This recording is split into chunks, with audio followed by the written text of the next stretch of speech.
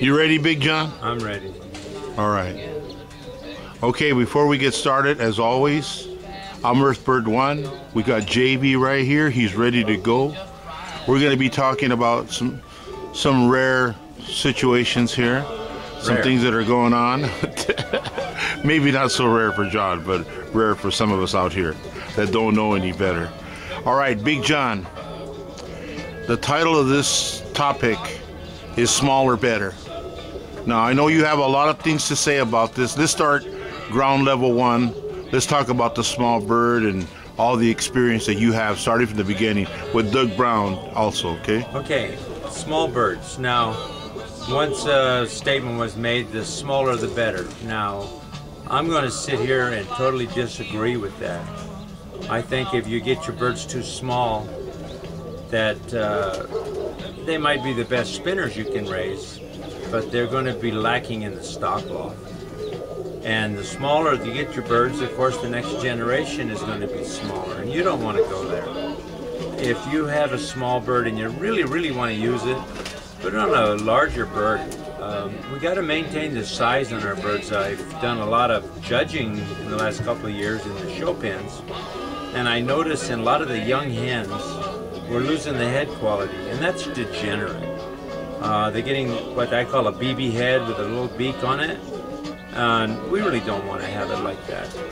But, you know, again, I think on your hens is where you're really going to notice the smallness. Now, I think a small hen you can use, but a small cock, I think you really want to stay away from that. Unless, again, you have a real powerful hen that you want to put it on. You know, something with strength, something that you might say, oh, man, this one in a boxing match will kick your butt. You want to try to maintain the strength in your pigeons.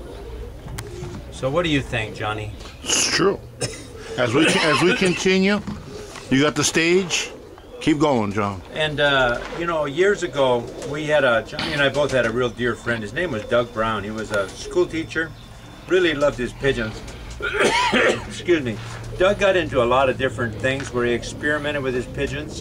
He liked the color projects and did real well with that. And he also tried that experiment. He had a couple of years where he bred them smaller and smaller.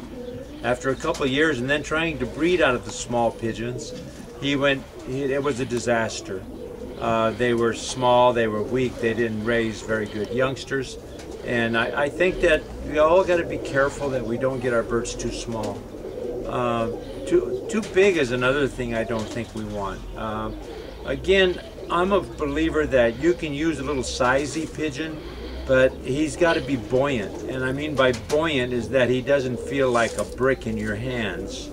More like balsa wood, you might say, where the bird is actually bigger, but he's light.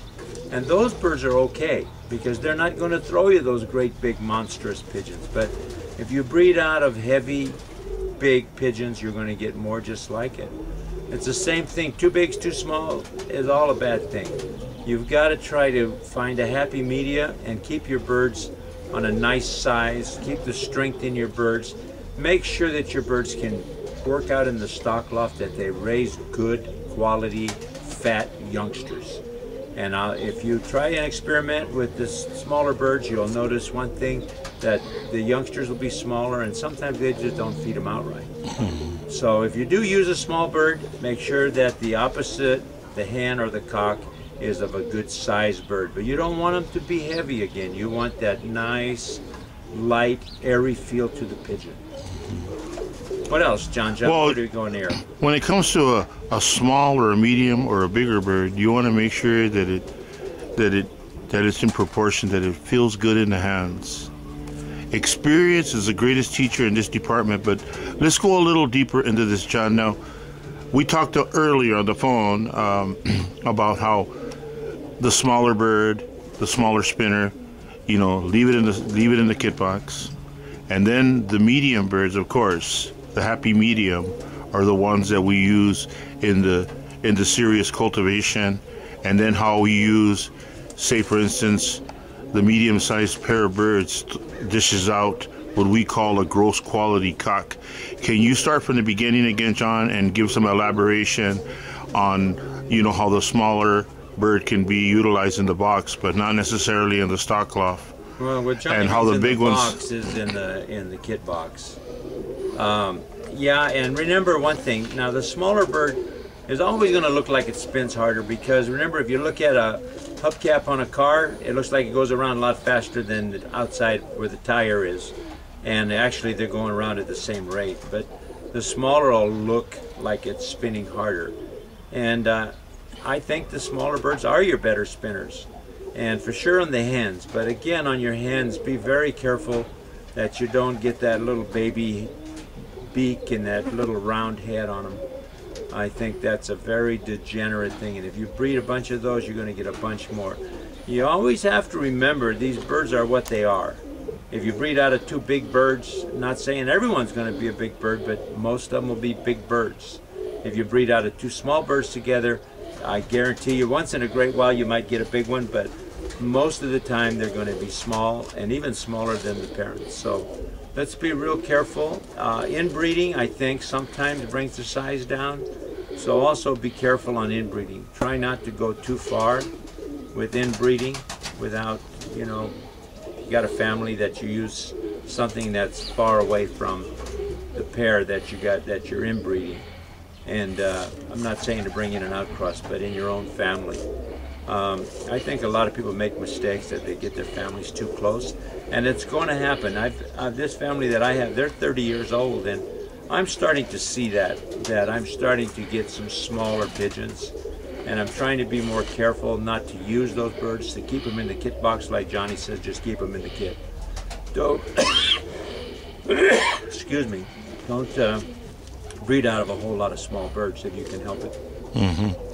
I think I would only use a terrific small bird if you handled real good too. Like I said before, sometimes a small bird, when you handle him, he could lack body. Sometimes it can be off type. Now, we're not saying here that, you know, that medium is the ultimate, but I think the medium becomes the ultimate when you're cultivating a line and you're selecting the finest specimens, you know what I mean, and keep going in that direction, because the medium-sized birds can throw the smaller spinner, okay, but the object is for them to throw, you know, they can also throw medium size. You keep it going further, okay. Inbreeding and outbreeding has certain kinds of effects that the experienced fencer knows. This is why you got to go to the wise. Let me say it this way. Over here in Norco, California, Mariloma, California, we have a place called Swan Lake. It's a lake where all these geese come, and it's really fascinating because they form the, you know, the pyramid, you know, and it's the one, you know, the geese that's up in the front, you know, the goose or whatever, the male goose or whatever, the one that's in the front, he's not the strongest, he's the wisest. And when he retrieves, then the second wisest moves up to the front that has done the journey. We've done the journey, okay? We're doing these videos to help you out. It's not to exploit somebody, you know, or make somebody look dumb. We're just trying to help people out, right, Big John? That's the basic idea, just to put some information out there. I mean, you can take it and you can use it any way you want, but Johnny and I have 100 years between us of raising pigeons, and we've both been, you have to excuse me, I got a little bit of a sore throat. We've been raising birds, and really the two of us spend a lot of time studying pigeons, trying to get the proper rollers, trying to get the proper spinners, trying to use the right birds in the stock loft. When you mate your birds up, make sure that they match up together, that you don't use one bird that looks like a crow and the other one looks like a seagull. That's going to get you nothing but trouble. If you take birds that are not related closely together or the same type of pigeon, you're going to get babies all over the place. And that's a lot of the sin that I see in outcrossing. When you outcross, the birds got to match up. And if they don't match up, your babies will be all over the place. There'll be going to be some small ones, some big ones, some that are the right type, some that are the wrong type. And by type, we talk about type a lot, and I think a lot of people don't get a good understanding of type. If you get a bird, I've always been a believer, if you get a bird that spins properly, and we're talking about spinning properly, not just rolling. where the bird might look like the wings are kind of getting transparent on it. Those birds are the right type. Remember, for a bird to roll exactly the way they were meant to roll, he or she has to be of the right type. If they're not the right type, they're going to go over sideways, they're going to get slow, you're going to have all kinds of problems. So, you know, that's the way you can understand type. An old statement was made many, many years ago that a good one looks like a good one, and that's still true today. Acts like it, handles like it, and breeds like it. Yeah, so again, you know, when you breed your pigeons, make sure they raise you good youngsters. If they don't raise good youngsters, they're not very good. Don't breed out of birds that don't kit well. Birds that fly out of the kit are going to make you some more birds that fly out of the kit. And if they start getting too puny, they get punier and punier. There's always an exception to everything. Yeah, always exception to the rule. You know, getting back to what I was saying, you know, somebody asked me, John, we're talking about is smaller better? Well, somebody asked me, you know, a serious question, because sometimes I don't answer foolish questions, okay, but I could see the sincerity in his eyes and the way he was communicating with me. And I turned around because he was talking about small birds and stuff like that. And I said, you know, would I use a small bird? And John knows me very well, and John's not going to hide anything from me. He lets me have it right away. He goes, you got a cultivated line. You don't need to use those small birds. You don't need to use those big birds. And I read it loud and clear. But let me explain where all this came from. When I first got started, and this might help out somebody, when I first got started, they gave me the birds, or sold me birds that fell through the conveyor belt. John knows about this. Most people that know me, you know, I started off with, they were out of good stock, but they were the ones that fell through the conveyor belt. So they were the smaller birds. But this is what happened to me. It's a true story, and I want to throw it in there. That I met another person that had real good birds, and he gave me birds that fell through the conveyor belt. Okay, they were good spinners. Okay, they were good spinners. They were just on the small side. Okay, and what I did was I crossed them together, the two lines, and man, like the way John describes it, it just seems like it opened up the floodgates again. The birds have got to match. That's the main thing. Well, they did match. They were both puny. They were both small, but they were good pigeons. I mean, all around good pigeons. They were just on the small side. They were good pigeons, but they were just small. But look what happened.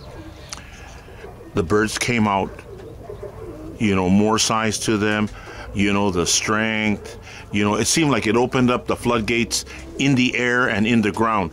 Now, I don't really know all the answers to all this, but I know that two inbred families that tend to be lacking, you know, maybe on size, not in quality, but in size or whatever, they have to line up. Most definitely, like John says, they have to line up.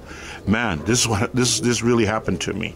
Okay, but John always tells me now, he goes, don't use a little bird for me. Don't do that. It's out of my champions. It's out of good birds.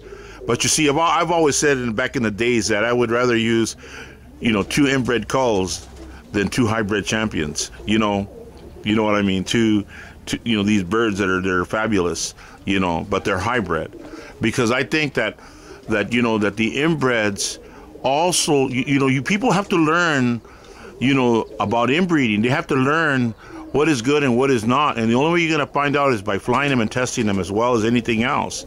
This is something John Vandenbroek is very concerned about. Am I right? Very concerned, because the hawk situation, for sure, in Southern California is getting really bad. And, you know, you can say, well, you got to fly them and you feed 200 birds a year to the hawk. That's not going anywhere. And the ones that the hawk don't eat are the ones that are just fly too fast, and they're not going to roll anyway.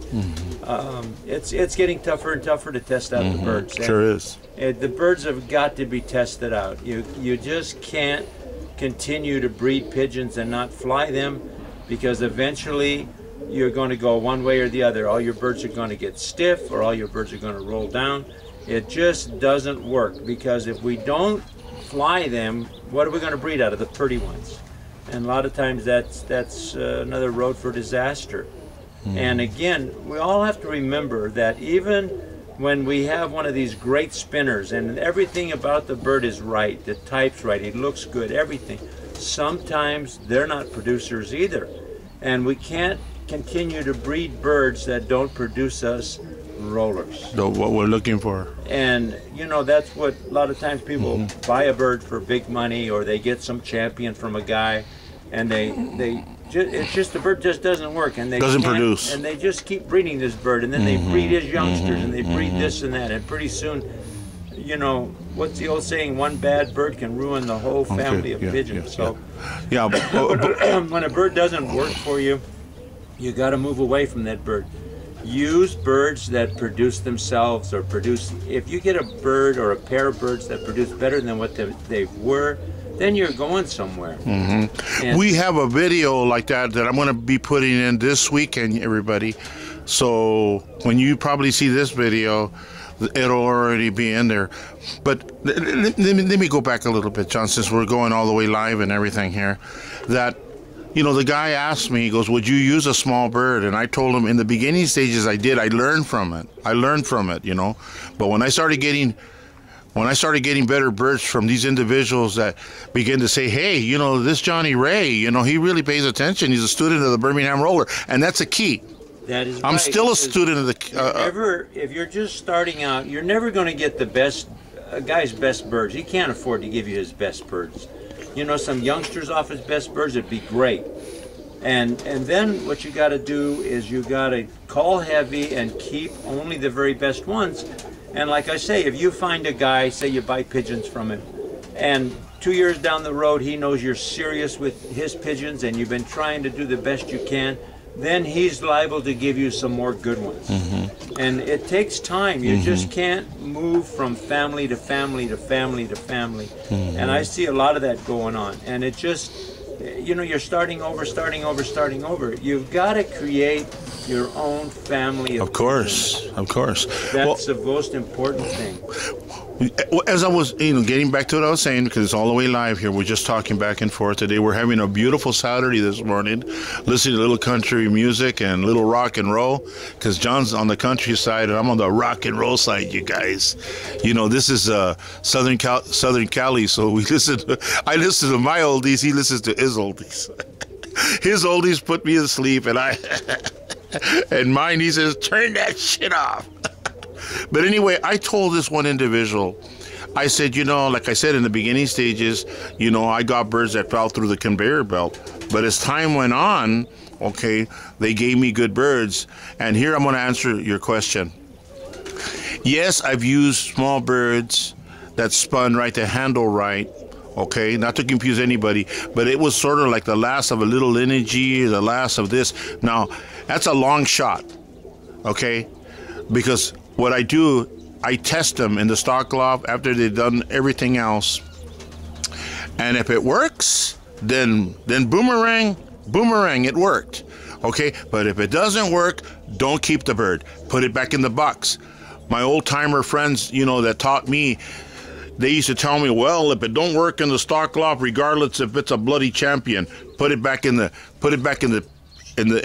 box, the kit box. Fly your birds out. So, you know, small birds have a benefit. If they kit good and roll good, win competitions with them. Yeah. But like I said, I mean, even Pensum, you know, he sometimes said that, you know, a particular color or particular, you know, but you have to understand that the birds have to have everything. They have to line up with the stock that you got. Don't just try to use a colored bird or use a bird, you know, that's off type just because it's the last of the Mohicans or a particular color. It's got to line up. And this is something big that John always tells me all the time. I mean, he tries to knock it into me. So, but anyway, as we continue, John mentioned about the gross quality cock. John, you know this. Sometimes the bird that has a little bit more than all the rest, boy, that pigeon really helps out. Well, you know, I really think to build a family of pigeons now, when you start saying, I'm going to take this little line I've created, I'm going to build a family, a good cock is worth its weight in gold. It truly, truly is. You got to have good hens, but a good cock that produces on any hen that you put it on, or most hens that you put it on, is really worth its weight in gold. And I have probably built this family around cocks.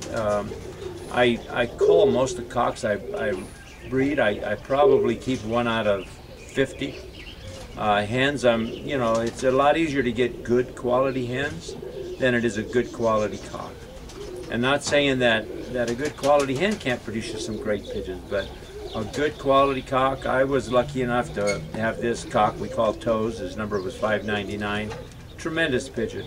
And he produced birds that were better than him. And he was a Class A spinner.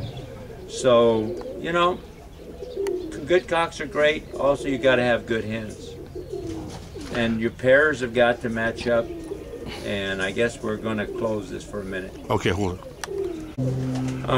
Again, we were talking. I don't know. Some of this might not have gone, but again, great cocks are worth their weight in gold.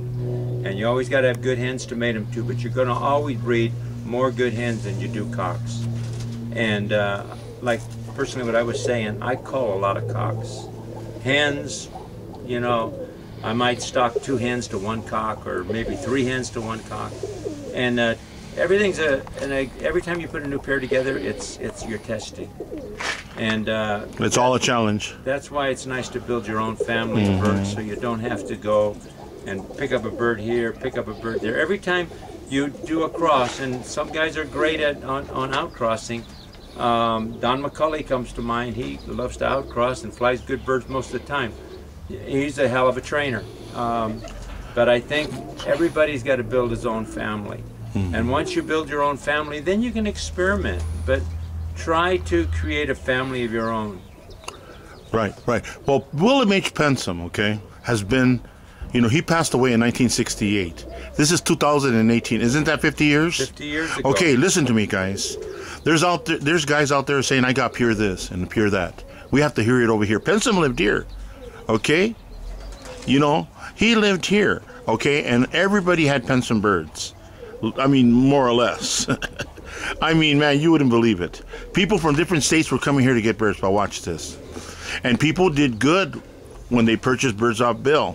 But as time went on, you know, because, you know, time waits for no one, you know, as time went on, you know, it was evident that they were not the same pigeons. They were not the same pigeons. Now, I'm not trying to down trash anybody. But we're talking 50 years, and when somebody's trying to say, I got 50 years of pure Pensums or whatever, that they go back to this one particular person. Now, you guys know who you are out there, but watch this. Man, if you don't apply what John's trying to always tell you guys, if you don't apply what Bill applied, okay, if you don't apply it, you know, let me tell you something. 50 years have gone by. Put the birds in the air, and they tell you. They tell you where you're at. Yeah, just because like that's the monitor. Yeah, just because some bird is famous, you know, that doesn't necessarily mean he's going to. All the birds out of him are going to be good pigeons. The famous pigeons will breed as many bad ones as good ones. And as a fancier, you have to learn how to tell which is a good one, which is a bad one. And it's all work, and it takes a lot of time. And just don't believe that because you got some cock bird that's tremendous, that every bird out of him is pure all the way back to the magic numbers. Even if all the birds out of a certain mating roll, some of those still aren't going to be good. I mean, I've tried all of this stuff. Yeah. I mean, it's a lot of years have gone by here, and a lot of bad birds have gone through my hands, which I thought were great birds, but you end up, and you're careful in your selections, you will end up with some good ones. And hopefully every year you can breed a couple of more good ones. Monty Neville, who you guys probably all know, told me one time he stocks 1, 2, or 3 birds a year. And that's how you keep making your family better. You can't stock all the birds because they're down out of 514, say. Because some of those are just going to be duds. All right, I'm going to stop it right here. We ran out of film. I'm going to put another one on, okay, John? Okay. Okay, hold on, you guys. We're not done yet. I hope you're enjoying all this, okay? The Saturday morning, and we have a cowboy atmosphere, right, John? Right on. Yippee-ki-yay. All right, we'll be back right now, guys. Station identification. We'll be back.